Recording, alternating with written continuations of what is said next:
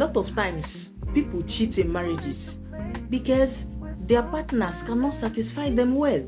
In a world where men take all manner of things, for them to last longer in bed,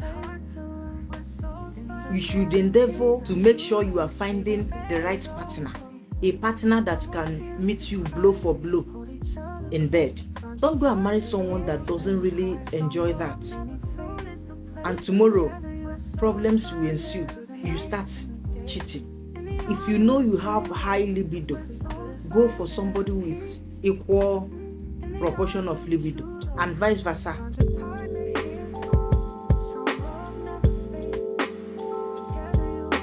Hello guys, welcome back to my YouTube channel. It's me, your girl Amarachi, and this is Amitun.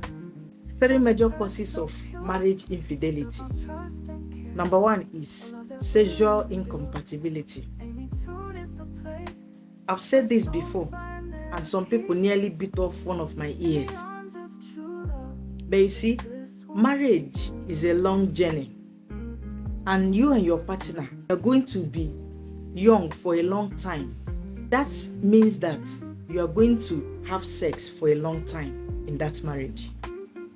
So, it's important that you people are sexually compatible with one another for that marriage to be without friction. When I said it in one of my videos, some people were like, how are we supposed to know how compatible our partners are since we are not married yet? The thing is, during courtship, you and your partner should endeavor to discuss sexual expectation. Both of you should talk about what you expect sexually from one another, so that if it doesn't tally with what you have in mind, you can go. Marriage no be by force. Why I'm saying this is because a lot of times people cheat in marriages because their partners cannot satisfy them well. So that's why it's important to talk about these things. If you know what you want sexually in that marriage, talk about it with your partner. See whether your partner can match up your speed or your slowness. You have to discuss what you expect from one another, not just sexually, everything else wise. So nothing will take you unawares when you enter that marriage. In a world where men take all manner of things, for them to last longer in bed, you should endeavor as a man to make sure you are finding the right partner, a partner that can meet you blow for blow in bed. Don't go and marry someone that doesn't really enjoy that. And tomorrow, problems will ensue. You start cheating. So that's why I say these are some of the things we can talk about before getting married. If you know you have high libido, go for somebody with equal proportion of libido, and vice versa. Don't go and put pressure on somebody's child. Talk about all these things. If you are not compatible that side, please, you are free to go if that's what you want. Then if it's something you can adjust to, you can also talk about it and know how to work your way around it. Another important thing that causes infidelity in marriage is when you are married to an unbeliever.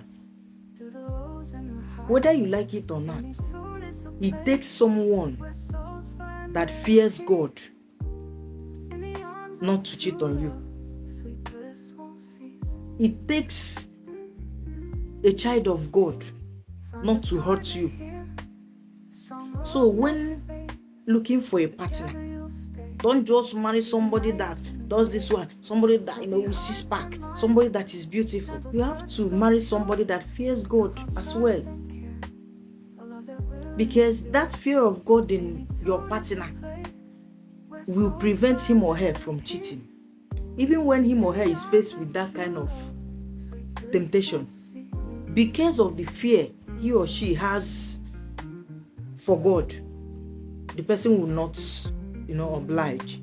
So that's why it's important when looking at the person's physique, when looking at the person's beauty, when looking at the person's pocket and everything, ensure you are looking at the person's heart. Make sure he or she is somebody that fears God, because it takes somebody that fears God not to cheat on you or not to hurt you generally. The last one, we have so many things that can cause marriage infidelity, but I decided to just stick to these three most important ones. So the last one is lack of openness and communication.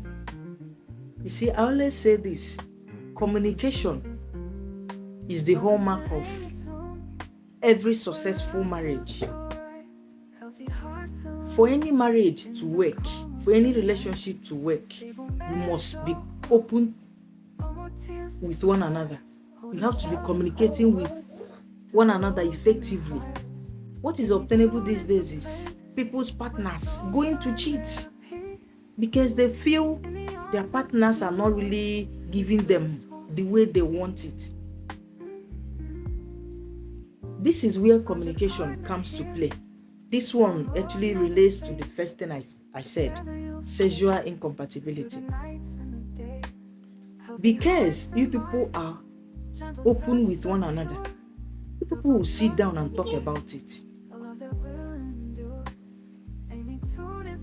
If you are the type that wants it this way, if you are the type that wants it this way, you like different styles, you like this one, you discuss it with your partner instead of going out to cheat.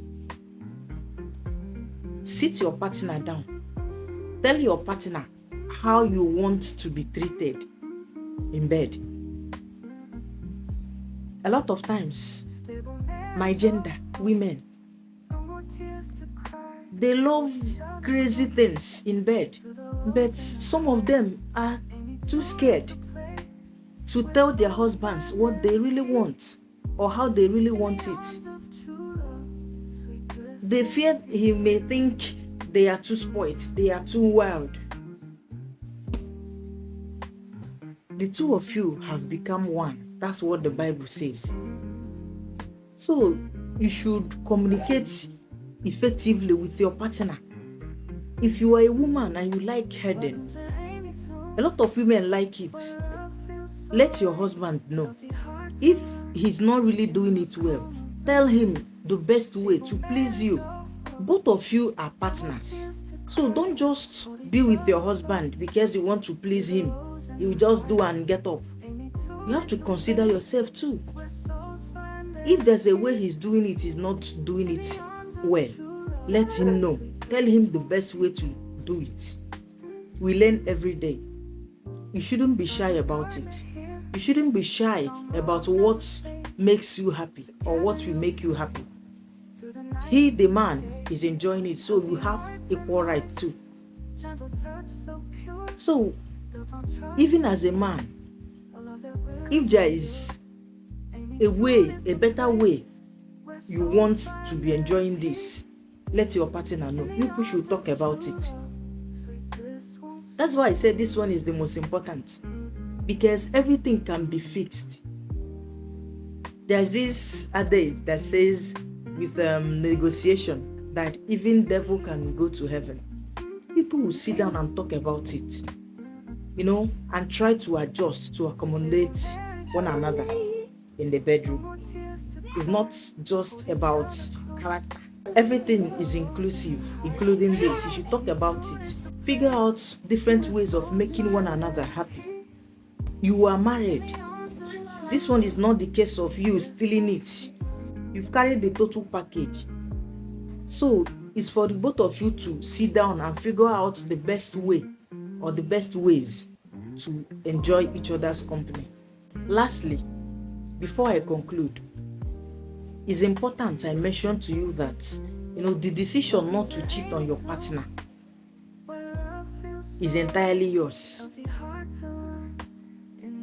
even a believer, you have to have self-control. You need to decide, this is my wife, this is my husband, he or she is my all and all.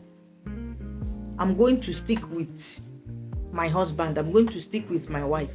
Is your sole decision to make. Even if I talk from now till tomorrow and you've not made up your mind to remain faithful, this thing I'm saying here will not bear fruit.